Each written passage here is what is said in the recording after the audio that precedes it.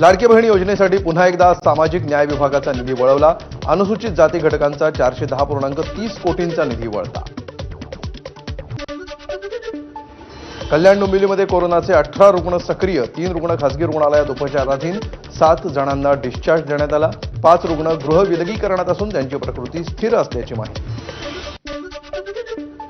पिंपरीत जमिनीच्या वादातून वकिलाची दहशत। कासारसाईमध्ये वकील संदीप भोईर याने काढली बंदूक। व्हिडिओ सोशल माध्यमावर व्हायरल। पोलिसांकडून दोन्ही गटाची चौकशी करत कायदेशीर कारवाई। पुण्यात एफसी रोडवर आरसीबीच्या विजयानंतर हुल्लडबाजी करणाऱ्या चाहत्यांवर पोलिसांची कारवाई। असभ्य वर्तन आणि वाहतूक खोळंबा करणाऱ्या 40 जणांवर गुन्हे दाखल। नॉर्वे बुद्धिबळ स्पर्धेमध्ये विश्वविजेता डी गुकेशचा चौथा विजय। 9व्या फेरीमध्ये चीनच्या वेई यीला हरवलं। पॉइंट टेबलमध्ये गुकेश दुसऱ्या क्रमांकावर।